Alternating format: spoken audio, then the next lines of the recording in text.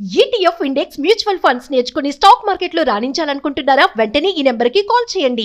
నమస్తే రమగారు. నమస్తే జయ. రమగారు, మనము శివుని భక్తులైనటువంటి నాయనార్ స్టోరీస్ చెప్పుకుంటున్నాం. ఇంకొక కథ చెప్తారా? నాయనార్ల గాథలు, వీరశివ భక్తులు కదా. చేదినాడుకి తిరుక్కోవలూరు అని రాజధాని. ఆ తిరుక్కోవలూరుకి ఒక రాజుగారండి పేరు, మెయ్పూరుళ్ ఆయన పేరు. ఈ తమిళ పేర్లు కొంచెం నోరు తిరగవు కదా. మెయ్పూరుళ్ నాయనార్ ఆయన పేరు.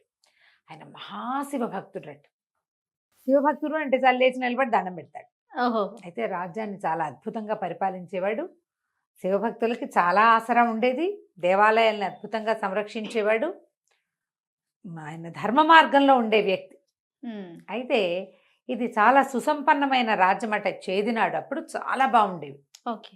అసలు బంగారం రోడ్ల మీద అమ్మేటంత అద్భుతమైన సంపదలు ఉండేవట ఆ రోజుల్లో. అయితే ఈ సమీప రాజ్యం రాజైనటువంటి ముత్తనాథుడు అని ఆయన ఈ చేదినాడుని జయించాలని వీళ్ళ మీద యుద్ధానికి వచ్చాడు. మెయ్పొరులు ఎంత ధర్మాత్ముడైన రాజో అంత సాహసి, అంత పరాక్రమవంతుడు కూడా. ఆయన ముత్తనాథుడిని ఓడించేశాడు. ఓడించేస్తే యుద్ధం అయిపోయింది. వాళ్ళు ఓడిపోయారు, చాలామంది పోయారు. రాజుగారు ప్రాణాలు దక్కించుకుని అవతలకి వెళ్ళాడు.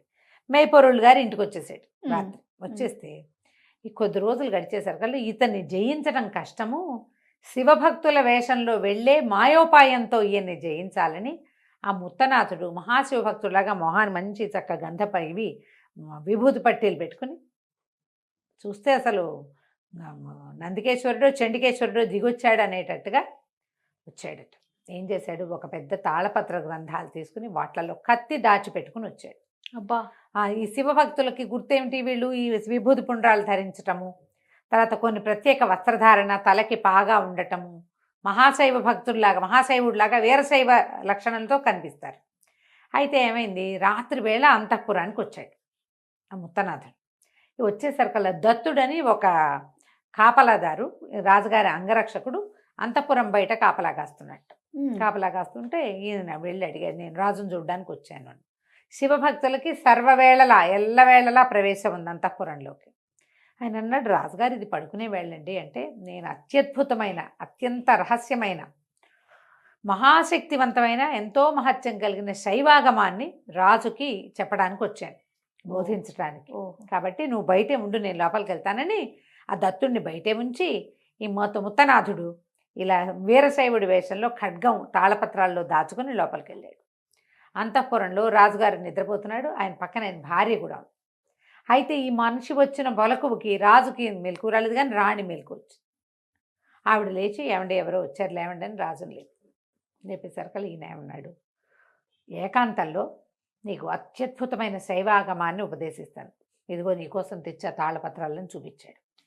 రాజు ఆశ్చర్యపోయాడు. ఇంత తెల్లవారుజామున అర్ధరాత్రి, తెల్లవారిపోతుంది ఇంకా 3 గంటలు, 2:30-3 గంటలకి భగవంతుడు ఇట్లా వచ్చాడు నాకు శైవాగమాన్ని చెప్పడానికి అని చెప్పి భార్యను అంతఃపురానికి వెళ్ళిపో, నువ్వు నా దాంట్లో ఉండద్దు, ఆయన భవనం అన్నమాట ఇది, వెళ్ళిపోను అంతఃపురానికి అంటే ఆవిడ కాస్త వెళ్ళిపోయేసరికల్లా సరే ఈయన ఏం చేశాడు, గబగబా కాళ్ళు చేతులు కడుక్కున్నాడు, కాస్త ఇది చేసి ఆచమనం చేసి ఆయన ఒక్కొక్క పెద్దగా ఆసనంలో కూర్చోబెట్టాడు ఆ ముత్తనాథుడిని. ఈ దొంగ వేషంలో ఉన్నాయని.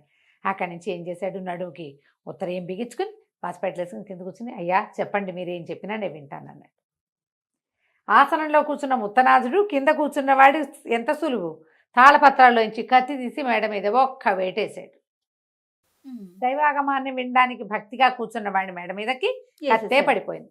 పడిపోవటం ఏమిటని రాజుగారి కేక, చావు కేక రాదా, కేక పెడతాను కదా దెబ్బ తగిలేసరికి. ఆయన పెద్దగా కేక పెట్టేసరికి బయట ఉన్న దత్తుడు ఉన్నాడు కదా, బయట అంగరక్షకుడు పరిగెత్తుకొచ్చాడు లోపలికి. రావటం ఏమిటి, రాజు మీద కత్తుబడిన మరుక్షణం ఒక్క దూకాడు లోపలికి. ముత్తనాథుడిని ఎదుర్కొన్నాడు. మెడ కొంత తెగి పక్కకి పడిపోయినాడు రాజు. ఎవ్వరూ లేరు అంతఃపురంలో. మరి ఏకాంతంలో చెప్తానన్నాడు, భార్య వెళ్ళిపోయింది, వింజామర వీచేది వెళ్ళిపోయింది, ఎవరు లేరు ఇక్కడ. అంగరక్షకులు ఎవరుంటారు, ఇతను ఉన్నవాడు ఒక్కడు. అతను ఆపేసి పట్టేస్తే ఈ ఈయన అన్నట్టే మెయ్పొరులు రాజుగారు ఈ శివభక్తుణ్ణి ఊరు దాటిచ్చు, నన్ను ఇట్లా చేశాడని ఈయన్ని ఎవరైనా ఏమైనా చేస్తారేమో, ఈ శైవుడి వేషంలో ఉన్న వాడి మీద కత్తిగాటు పడ్డానికి వీల్లేదు, అంత అంత జరిగినా కూడాను భగవంతుడు ఇట్లా చేయాలని నా మీద రాసి పెట్టుంటే అతను తప్పు కాదు. ఈయన్ని నగరం దాటిచ్చు, ఎవరైనా ఆపుతారేమో, ఈయన్ని రక్షించాలి, ఒక్క కత్తి కొస కూడా ఈయనకి తగలడానికి వీల్లేదు. ముత్తనాథుని దాటించేసే ఊరు దాటిచ్చు అంటే పెడరెక్కలు విరిచి పట్టుకున్న ముత్తనాథుణ్ణి రెత్తురోడుతున్న కత్తితోటి ఈ దత్తుడే రాజుగారి అంగరక్షకుడే ఊరు దాటించాడు. శివభక్తుణ్ణి ఊరు దాటించమన్నాడు కాబట్టి నగరం పొలిమేర్లలో ఆయన సైనికులు ఉంటే తీసుకెళ్ళి అక్కడ అప్పచెప్పి వెనక్కి వచ్చాడు. అబ్బా అబ్బా. ఆ వెనక్కి వచ్చేదాకా మేయిపోరుల్ మహారాజ్ చనిపోలేదట, ప్రాణాలు అరిచేతిలో పెట్టుకుని ఉన్నాడు. ఎందుకు? ఈ శివభక్తుడు దాటాడు అనేది తెలుసుకోవటం కోసం. ఆయనకి ఏ అవజ్ఞ జరగలేదు మన రాజ్యంలో. శివభక్తుడు వాడు చెడ్డవాడైనా సరే వాడి మీద దెబ్బ పడ్డానికి వీల్లేదు. ఎలాంటి విశేషం చూడు. అందుకే వీళ్ళని నాయనార్లు అన్నారు. అంతే, తీవ్రమైన శివభక్తి అన్నమాట. దానికి ఒక హద్దు, ఒక ఎల్ల, ఒక ఆనకట్ట ఏమీ లేవు. దానికి ఎల్లలు లేవు ఆ భక్తికి. వెళ్ళి మళ్ళీ అంతఃపురానికి వచ్చి వెనక్కి వచ్చి రాజుగారి మందిరానికి అతన్ని ఉత్తనాథుణ్ణి దాటించి వచ్చాను, ఆయన సేఫ్గా వాళ్ళతో వెళ్ళిపోయాడు అన్నాక అప్పుడు ప్రాణాలు విడిచాడట రాజు. ఆ మెడ మీద చేయి పెట్టుకుని అట్లా పక్కనే ఉన్నాడు. ఎప్పుడైతే ఈయన ప్రాణాలు విడిచాడో వెంటనే పరమేశ్వరుడు శివగామ సుందరి సమేతుడుగా ప్రత్యక్షమయ్యాట. అక్కడ ప్రత్యక్షమై అతను స్వయంగా తన పార్షదులతోటి శివభటులు వచ్చి స్వామివారితో పాటు ఈయన శివసాయుధ్యానికి నడిపించుకుని తీసుకుపోయారు. రాజు మరణించిన ముత్తనాథుడికి ఆ రాజ్యం వశం కాల.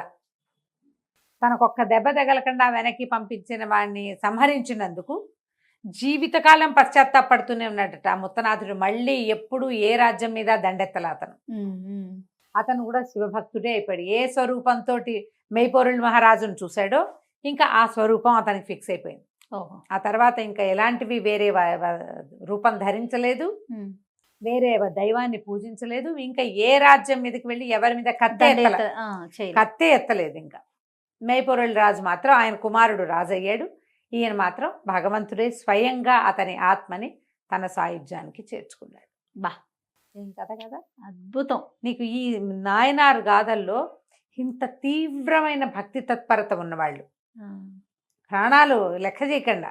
రమగారు, ఇవి మనం గాథలుగా తెలుసుకున్నాయా లేకుంటే ఎట్లా జరిగినవి? జరిగిన సంఘటనలే అక్షరాల. ఎంత భక్తి తీవ్రత కదా రమగారు. ఇప్పుడు మనం భక్త కన్నప్ప కథ మనం తెలుసుకుంటాం. శ్రీకాళహస్తి మనకి తెలుసు, అవును, అక్కడ ఉంది కదా దేవాలయం, క్లియర్ గా కనిపిస్తుందా అంటే జరిగింది అన్నట్టుగా. అవును, ఇవన్నీ చరిత్ర. నాయనార్ కథలన్నీ కూడా జరిగిన, నాయనార్ గాథలన్నీ కూడా ప్రత్యక్ష. మనం నందనార్ కథ చెప్పుకుంటాం. అవును, చిదంబరంలో శివుని చూడడానికి వెళ్ళాడు, నిజంగా జరిగినవి. వాళ్ళవి ఉన్నాయి కదా అవశేషాలు అన్నీ ఇప్పటికీ. ఈ ప్రాంతం వీళ్ళది. తిరునీలకంఠ నాయనార్ ఉన్నాడు, అమర్నీతి నాయనార్ ఉన్నాడు, వీళ్ళందరూ ఉన్నారు. వాళ్ళ వంశజులు కూడా ఉన్నారు చరిత్రలు. 15వ శతాబ్దం, 14వ శతాబ్దం, 12వ శతాబ్దం, 2-3 శతాబ్దాల్లో జరిగినవి. అవి మరి రాసి పెట్టుకుంటారు కదా, ఇట్లాంటి ఒక మహాభక్తుడు ఉన్నాడు అని. అలాంటి వాళ్ళు తర్వాత వాళ్ళకి వరబడి భగవంతుడిని ఎంత తీవ్ర స్థాయిలో నమ్మాలి, అంతే, ఎంత తీవ్రంగా కొలవాలి. ఇది మరి ఎవరైనా చూస్తే మనకు మామూలుగానే కొంత ఉంది. ఎవరైనా ఒకళ్ళు ఉన్నారనుకో మన ముందు వరబడి, వాళ్ళని చూసి మనం నేర్చుకుంటాం. మొత్తం నాయనార్ గాథలన్నీ చరిత్రలో ఉన్నవే. అద్భుతం రమగారు. నమస్తే. నమస్తే.